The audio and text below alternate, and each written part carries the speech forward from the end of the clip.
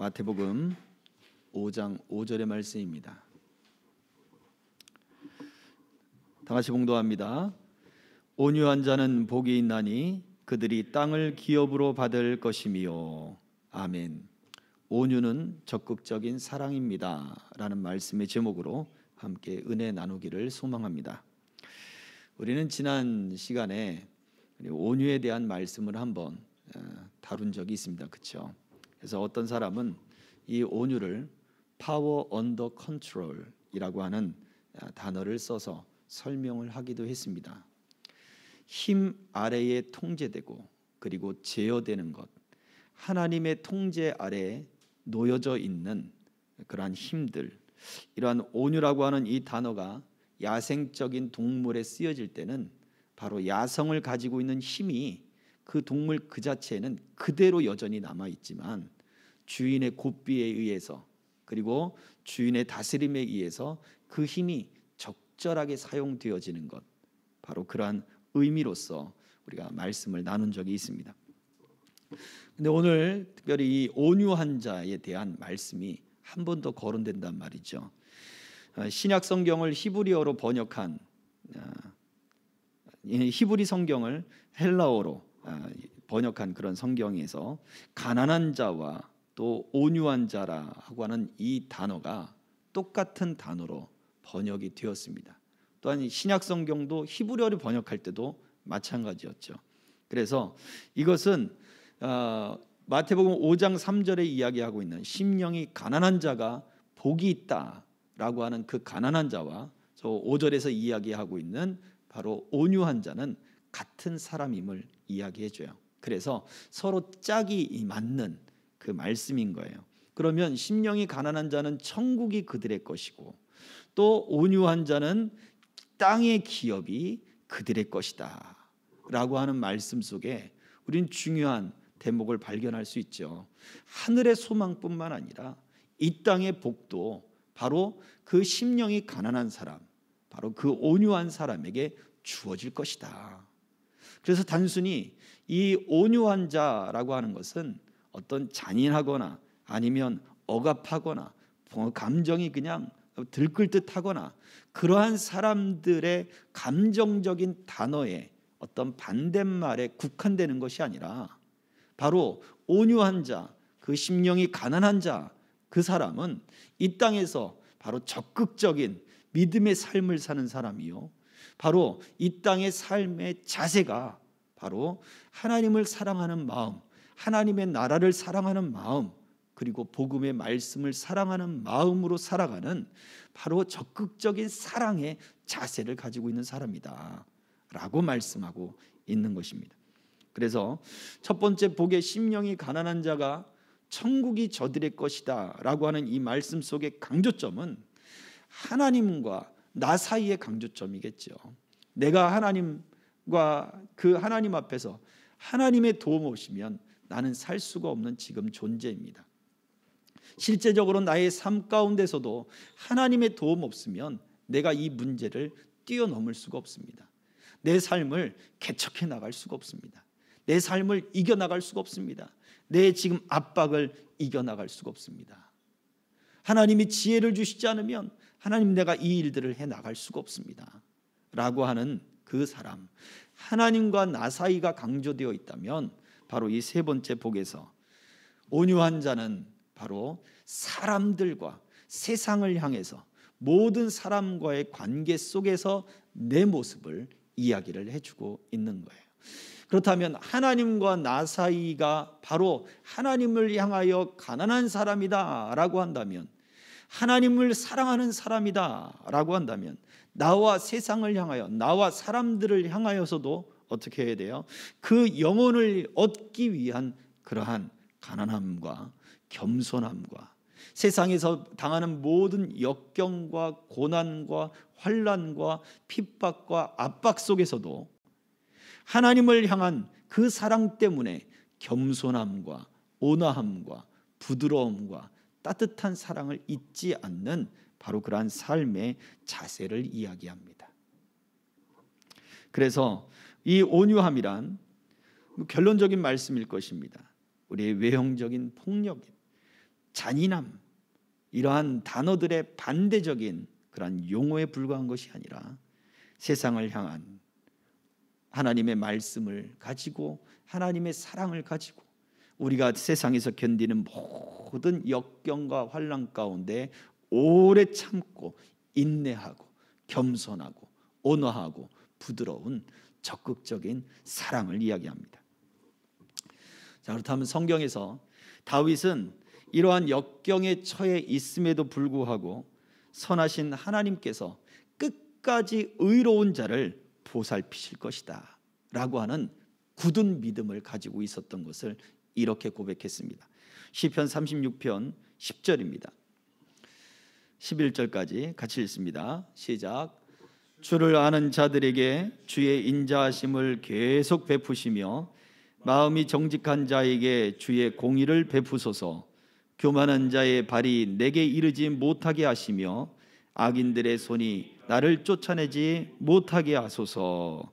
아멘. 주를 아는 자들에게, 또 주의 마음이 정직한 자들에게 주의 공의, 주의 인자하심을 계속해서 베푸시옵소서. 교만한 자, 악인들은 그들의 손이 나를 쫓아내지 못하도록 하나님이 지켜주옵소서 라고 인내하고 고백하잖아요. 무슨 이야기를 하고 있습니까? 다윗이 믿고자 하는 것은 바로 하나님이 그렇게 인내하고 겸손하고 또 하나님을 향한 사랑으로 가득 찬 바로 자기를 끝까지 지키시고 보살피실 것에 대한 믿음이 있었던 거예요. 그래서 다윗은 그의 삶을 보면 욥보다도 어찌 보면 욥은 개인적인 고난이라고 할 수 있다면 다윗은 개인적인 고난과 그리고 자기에게 그 함께 있던 600여 명의 사람들의 가정, 자기 식구들, 식솔들뿐만 아니라 자기를 바라보고 왔던 사람들의 그런 거대한 한 집단 체제에, 그리고 심지어 나라, 그 한 국가에 대한 그 짐은 짊어진 바로 그러한 사람이었습니다. 그러면서도 그의 인생 가운데는 끊임없이 그의 시편에서는 그가 분명히 왕이 됐음에도 불구하고 그가 그 옆에서 틈을 노리는 자들이 있고, 그리고 그를 시기하는 자들이 있고, 또 그를 위협하는 자들이 있음을, 우리는 그러한 내용들이 있음을 그의 시편 속에서 많이 발견하게 되거든요. 그런데도 그는 그가 가지고 있는 삶의 모든 역경 가운데 무엇입니까? 바로 하나님을 향한 믿음이 바로 그의 삶 속에 더 인내하고 그리고 오래 참고 그리고 온화하고 부드러운 삶의 모습을 유지하는 그러한 모습을 보이더라라는 것입니다. 물론 그의 인생이 모두 다 우리가 보기에 합격점은 아닐 거예요. 그럼 우리의 인생을 한번 비교해 보시자고요. 우리는 어떻습니까? 그 모습을 볼 때 다윗이 가지고 있던 바로 그러한 적극적인 하나님을 향한 믿음을 자기 삶 속에 적용하고 인내하고 그리고 그렇게 힘써서 살아가는 바로 그러한 모습을 우리가 발견할 수 있다라고 하는 것이죠. 예수님께서도 마찬가지입니다. 예수님께서 하나님의 나라를 이 땅 가운데 가져오시기 위해서 예수님은 어떤 방법을 취하셨습니까? 그분은 왕으로 오셨고, 그분은 하나님의 아들이셨고, 그리고 천지를 창조한 그 능력이 있으신 분이시죠. 바람과 파도를 잠잠케 할 천재지변까지 움직일 힘이 있으셨던 분이에요. 그런데 그분은 나귀를 타셨습니다. 이것이 무슨 이야기일까요? 스가랴서 9장 9절에 그 메시아에 대한 성취를 이렇게 설명해 놨습니다. 함께 읽습니다. 시온에 따라 크게 기뻐할지어다. 예루살렘에 따라 즐거이 부를지어다. 보라, 내 왕이 내게 임하시나니 그는 공의로우시며 구원을 베푸시며 겸손하여서 나귀를 타시나니 나귀의 작은 것 곧 나귀 새끼니라. 아멘. 왕이 오시는데 왜 군마를 타지 않고 나귀에, 그것도 아주 그냥 말처럼 생긴 험악한 아주 거대한 그런 나귀도 아니고 아주 나귀의 작은 새끼다. 나귀가 아무리 커봐야 성체가 돼도 크지 않습니다. 말보다도 한참 작습니다. 그런데 그 나귀보다 더 사람을 태워보지도 못했던 그런 어린 나귀를 탔다라고 선지자는 예언하고 있어요. 그가 메시아로 너희들에게 올 것이다. 실제로 그래서 예수님은 사람들에게 갈 때, 예루살렘 성으로 들어갈 때 누구와 함께 나귀를 타고 가셨습니까? 벳바게라고 하는 곳에서 예수님은 나귀를 타셨어요. 벳바게는 베다니 바로 옆에 있는 곳이고, 베다니와 벳바게는 바로 가난한 자들이 사는 그러한 동네들입니다. 심지어 그 단어들의 의미들을 히브리어의 단어들을 연구하는 사람들은 바로 벳바게와 그 베다니가 무화과 마을이다 라고 이야기를 해요. 그 무화과는 농사를 지어서 먹는 무화과가 아니라 가난한 사람들이 따먹을 수 있는 바로 그러한 무화과. 그러니 가난한 사람들이 모여있는 동네에서 예수님은 군마를 이끌고 또 하늘의 병정을 이끌고 하나님의 강력한 힘을 가지고 예루살렘 성으로, 로마의 그러한 요새가 있고, 그리고 가난한 자들을 압제하고 그 억압하는 사람들이 있는 그러한 타락하고 부패한 정치와 종교 중심지로 나아간 것이 아니라, 예수님은 그 가난한 자들과 함께 어떻게 해요? 나귀를 타고 하나님의 말씀을 따라 그 예루살렘 성으로 나아가셨다라고 말씀을 해요. 예수님이 우리에게 가져온 구원의 수단은 힘이나 권력이 아니라고 하는 거죠. 폭력이나 억압이 아닙니다. 예수님이 나귀를 타신 것은 오로지 하나님의 말씀에 순종하여 그 예수님이 견뎌내야 될 모든 억압과 환난 가운데서도 하나님의 말씀에 순종하고 겸손하며 온화하며 부드러움과 따뜻함을 잃지 않는 바로 그러한 모습이었다라고 하는 것입니다. 이처럼 세상은 강력하고 그리고 억압하고 질서를 무시하고 난폭하고 그러한 자들이 땅을 차지한다라고 말을 하지만, 하나님께서는 하늘의 기업과 천국이 심령이 가난한 자들의 것이며, 또한 천국의 그 복이 누구에게요? 하나님의 뜻과 말씀과 복음에 순종하는 자들에게 임할 것을 약속하고 있다라고 하는 것입니다. 그래서 이 온유가 가난한 자, 하나님을 향하여 어떠한 고난 중에도 억압 중에도 또 우리가 당하는 많은 환난과 고통 중에도 우리가 견뎌야 될 지금 경제적 어려움과 그리고 우리 청년들이 겪어야 될 지금 미래적 불확실성과 그 두려움 속에서도 우리가 가져야 할 것은 바로 하나님의 말씀에 순종하며 겸손하며 온화한 삶의 자세를 우리가 가져야 할 것입니다. 야고보서 3장 13절은 우리에게 이렇게 말씀합니다. 같이 읽습니다. 시작. 너희 중에 지혜와 총명이 있는 자가 누구냐? 그는 선행으로 말미암아 지혜의 온유함으로 그 행함을 보일지니라. 아멘. 그렇습니다. 지혜의 온유함으로 그 행함을 보이라. 지혜의 온유함으로, 이 뜻은 지혜로부터 나오는 온유함이다 라고 하는 뜻이에요. 다시 말해서 인간의 감정과 인간의 태도에서 비롯된 것이 아니라는 것이죠. 이 지혜는 잠언서가 말하고 있는, 또 성경이 말하고 있는 이 지혜는 무엇입니까? 하나님을 아는 것이고 하나님을 경외하는 것부터 바로 그 지혜의 시작이 돼요.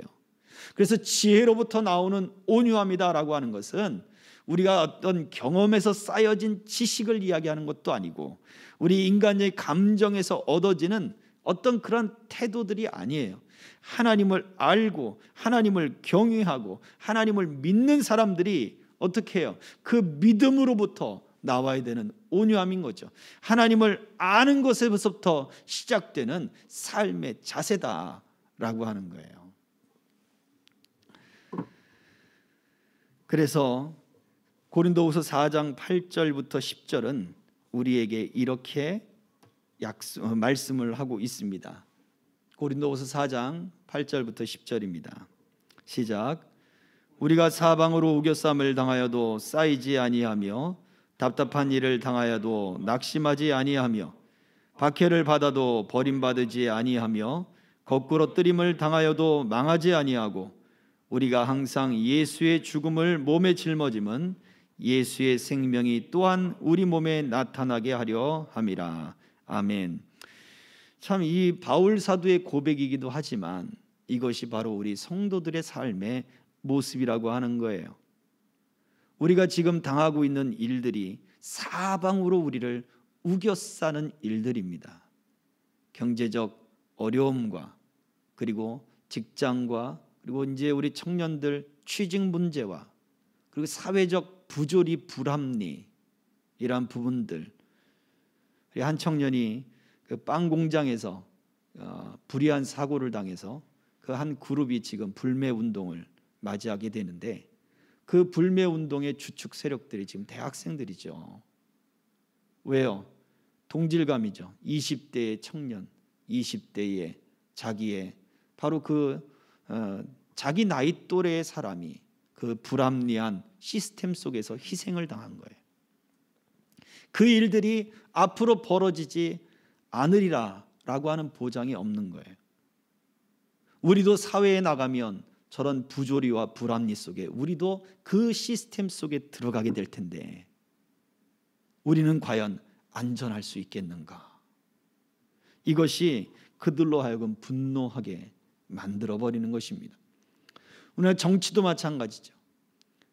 많은 사람들이 서로 만나서 정치 이야기하면 서로 싸운다고 해요. 그래서 종교 이야기, 정치 이야기는 가족들 간에도 하지 않는다. 뭐 그런 이야기가 있습니다. 왜요? 그만큼 우리가 어떠한 시스템 안에서 불확실성과 그리고 부조리함과 그리고 그것에 대한 분노와 갈등이 우리 속에 많기 때문에 그렇습니다. 근데 바울 사도는 이야기합니다. 4장 8절에 사방으로 우겨싸임을 당하여도 쌓이지 않을 것이다. 답답한 일을 당하여도 낙심하지 않는다. 박해를 받아도 버림받지 않고 거꾸로 뜨림을 당하는 핍박을 당해도 망하지 않는다. 이 고백을 하고 있습니다. 이것이 바로 그리스도인 하나님께로부터 나오는 지혜가 있고 하나님을 아는 사람이요 하나님을 믿는 사람이요 하나님을 사랑하는 사람들이 이 땅에서 세상을 향해서 가져야 할 삶의 확신과 자세를 말해주고 있는 거예요. 우리 몸에 예수의 죽음을 짊어졌대요. 예수의 죽음을 받아들인대요. 그래서 말씀을 따라 살려니 순종하고 순종하려다 보니 희생해야 되고 희생하려다 보니 손해를 봐야 되는데 그 죽음을 짊어졌는데 내 삶에 무엇이 나타난대요? 생명이 나타난대요. 분명히 나는 죽음을 받아들였는데 생명이 나타난대요. 이것이 우리에게 있는 소망입니다. 하나님은 겸손한 자에게 예수님이 분명히 말씀하시는 선포가 그거예요. 온유한 자가 복이 있다. 땅에서 하늘의 기업이 그들에게 있을 것이다 라고 약속을 하고 있는 것입니다. 이 사실을 믿기 때문에 우겨쌈을 당해도 쌓이지 않게 되는 것이고 매임을 당하고 답답한 일을 당하도 거꾸로 뜨림을 당할지라도 그 속에서 이겨나고 또 그 삶을 견뎌낼 수 있는 바로 그 모습이 된다라는 것을 말해주고 있는 것입니다. 이것이 복음의 신앙 아니겠습니까? 이것이 우리가 예수 그리스도를 믿고 하나님을 믿는 믿음의 신앙 아니겠습니까? 죽음을 짊어지는데도 불구하고 죽음을 받아들이는데도 불구하고 생명이 우리 가운데 나타날 것을 믿는 것 아니겠습니까? 두 번째, 온유가 적극적인 사랑이 된다면 이 적극적인 사랑을 가지고 있는 사람들에게 이미 말씀드린 대로 하나님의 뜻을 순종하는 온유한 자에게 하나님은 그 기업을 주신다는 확신을 우리는 가져야 합니다. 이삭은 하나님께 순종하는 자의 표본이었죠. 아브라함과 이삭과 야곱으로 이어지는 하나님의 약속, 땅을 주리라 라고 하는 약속, 번성케 되리라 라고 하는 약속, 그 모든 약속이 이삭의 순종을이라고 하는 그 모리아 산에서의 순종을 통해서 그 약속이 이어집니다. 그런데 야곱은, 그 약속을 이어받은 야곱은 어땠습니까? 그는 태어날 때부터 어떻게 보면 참 우리가 생각할 때 망나니 같은 사람이에요.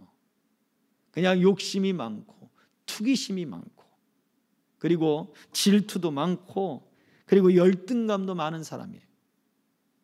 아니, 나보다 고작 한 1, 2분 정도 먼저 태어난 형이 그가 장자가 된다는 걸 용납할 수가 없는 거예요.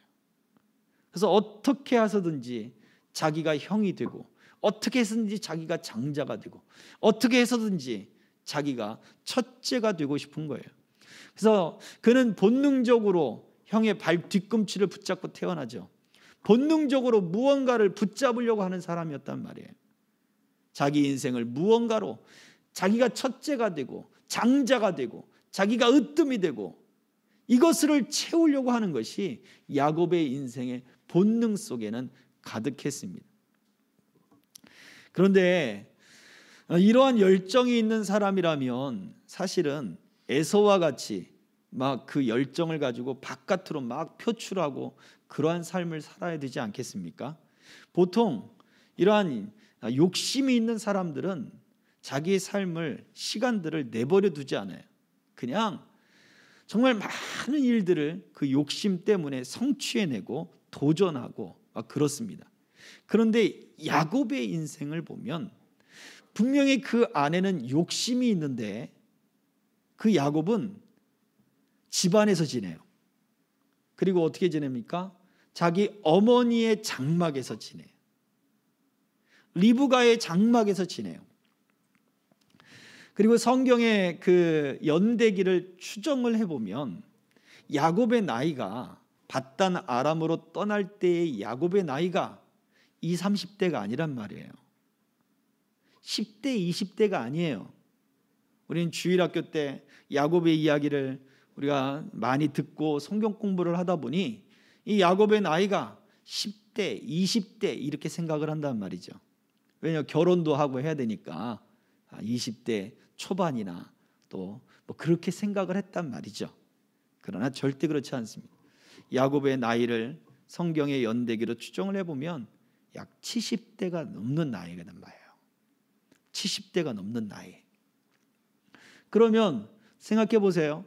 그 안에는 무언가를 잡고 싶고 쟁취하고 싶고 얻고 싶은 욕심과 열정은 가득한데 그 70대가 될 때까지 그는 어디에서 살아요?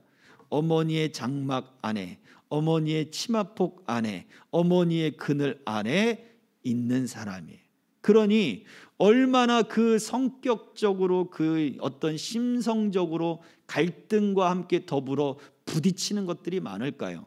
제가 볼 때는 제 생각입니다만 열등감만 많은 거예요. 무언가를 얻고 싶은데 얻지 못하니, 그리고 그 얻고자 하는 열정과 열망이 바깥으로 뻗쳐지지 못하고 있으니 그냥 어찌 보면 결혼도 하지 않고 자포자기하며 자기의 어떤 그러한 삶을 포기하고 있을 수도 있었단 얘기예요. 그러면서 분노하는 거죠. 끊임없이 분노하는 거죠. 형에게 분노하고 아버지에게 분노하고 어머니가 그걸 살살살살살살 달래주고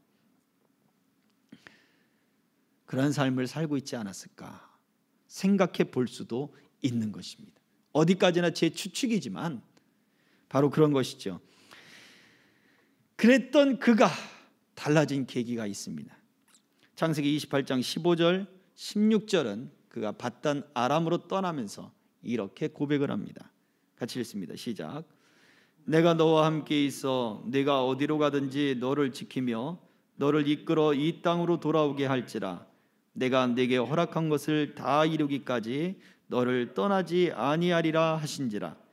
야곱이 잠이 깨어 이르되 여호와께서 과연 여기 계시거늘 내가 알지 못하였도다.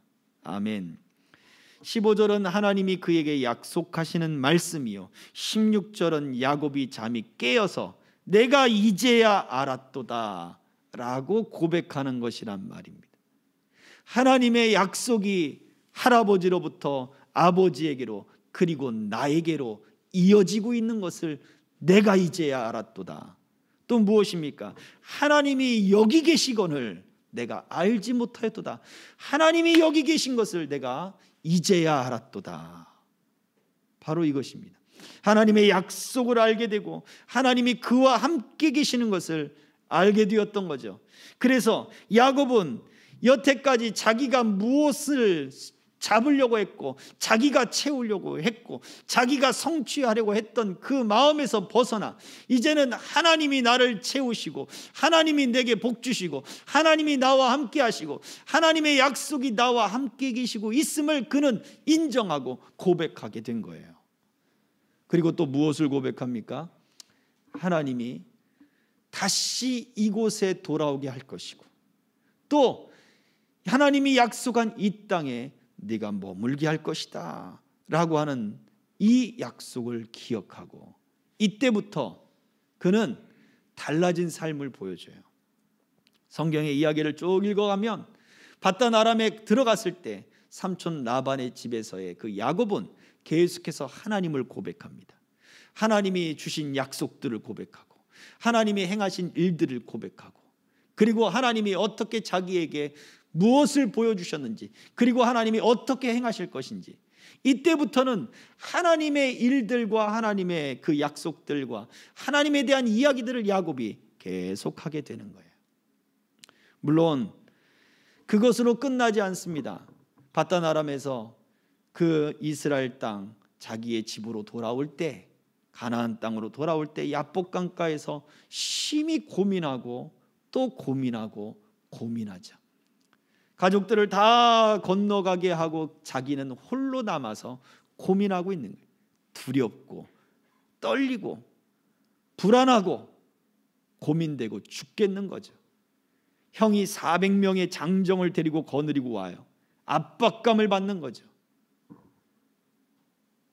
근데 그때 누군가 나타나 자기와 씨름을 하는데 이게 도대체 처음에는 힘겨루기를 하겠지만 나중에는 이게 사람의 힘이 아니구나 깨닫고 나니 내게 복을 주지 않으면 내가 이 손을 놓지 못합니다. 내게 복을 주십시오 라고 그는 그에게 천사에게 매달리게 됩니다. 어디에서 시작되느냐? 바로 이 베델에서 만났던 그 하나님에서부터 시작되는 거예요. 저와 여러분들도 마찬가지입니다. 하나님의 약속은 하나님을 발견하고 하나님을 알고 그리고 하나님의 뜻에 순종하는 자에게 약속으로 주어지는 것입니다. 과거에 하나님이 이 야곱에게 했던 약속은 가나안 땅에 주신 약속, 아브라함에게 주신 약속, 이삭에게 주신 약속은 하나님의 언약 안에서 주시는 가나안 땅 복의 약속이었단 말이죠. 그렇다면 오늘날 마치 우리에게도 동일하게 어떻게 주어집니까? 바로 예수 그리스도의 복음을 통해 우리가 하나님의 약속의 땅으로 들어가는 것을 말씀해 주고 있는 거예요. 그래서 예수님이 지금 온유한 자, 가난한 자 하나님밖에 없습니다. 1대1의 관계 속에서도 내가 하나님밖에 없습니다. 사람과의 관계 속에, 세상과의 관계 속에, 모든 압박을 당하는 그 관계 속에서도 하나님밖에 없습니다.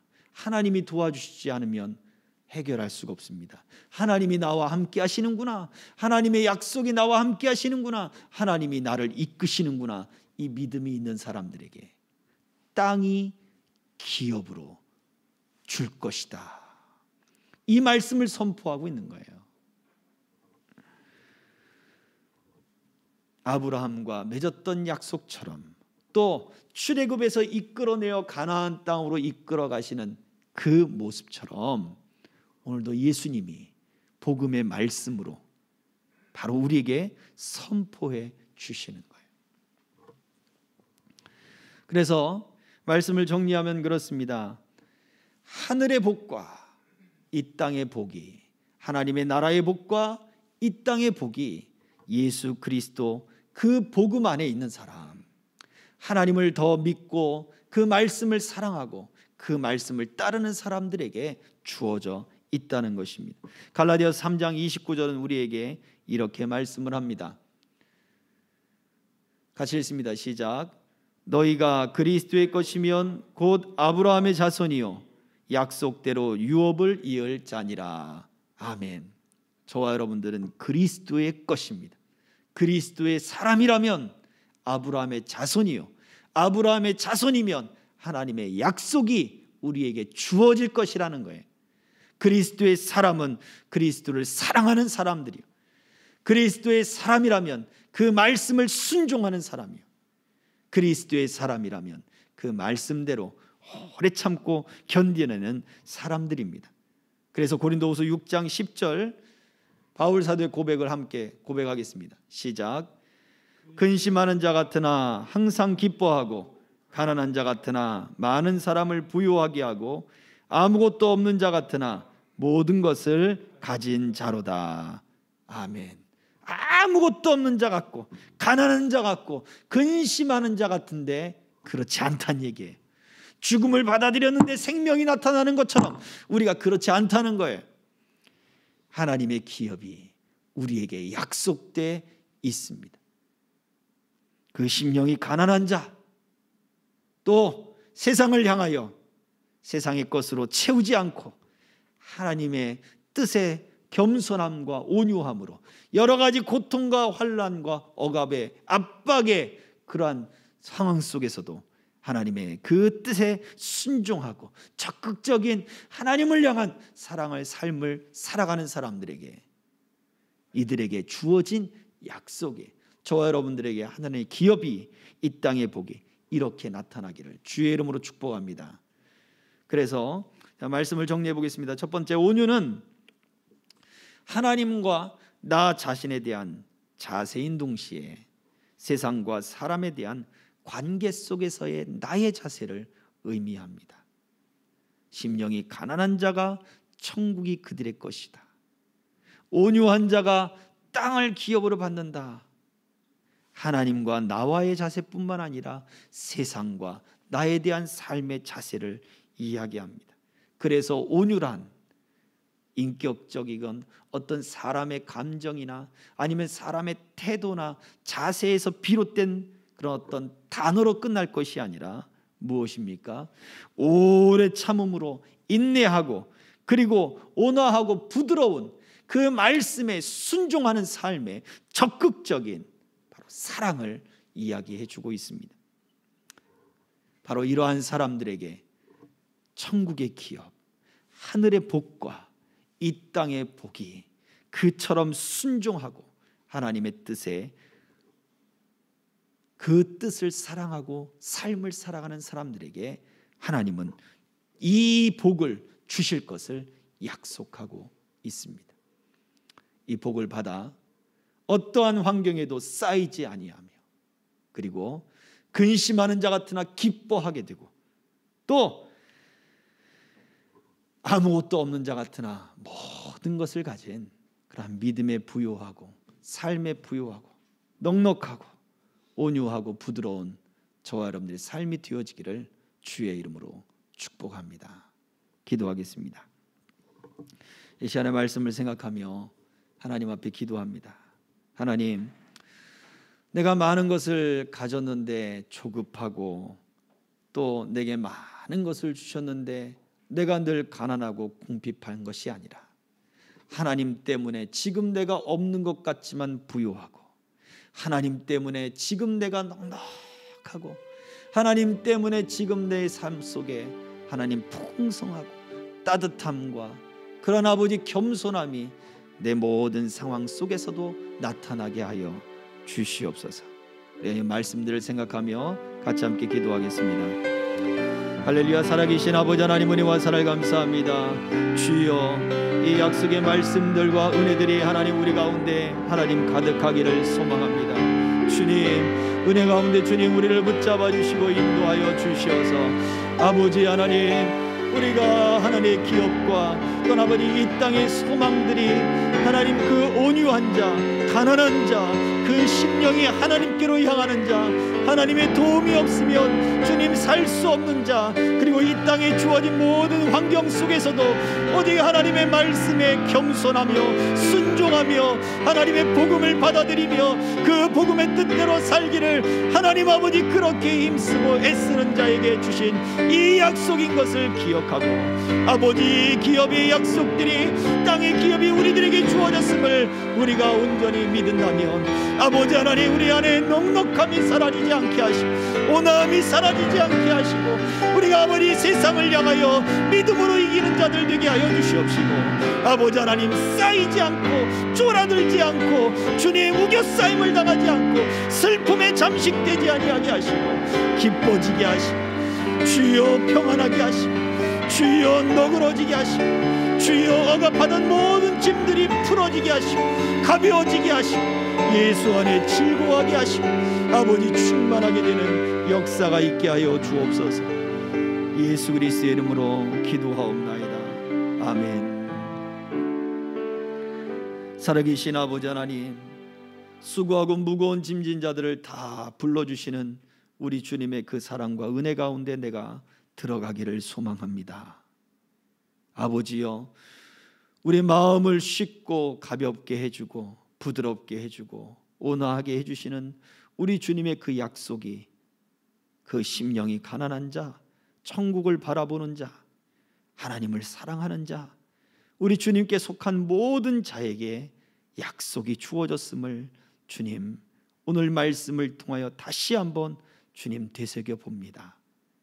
새로운 땅, 이 땅에서 아버지 하나님 천국의 그 영원한 삶뿐만 아니라 이 땅에서도 하나님의 나라를 이루며 그 나라의 소망들과 믿음의 하나님 그 놀라운 복의 삶들을 살게 할 것을 약속해 주신 이 말씀을 붙들고 이 말씀이 우리 삶 속에 적용되어지고 나타나고 체험되어지고 경험되어질 수 있도록 주여 우리를 붙잡아 주옵소서.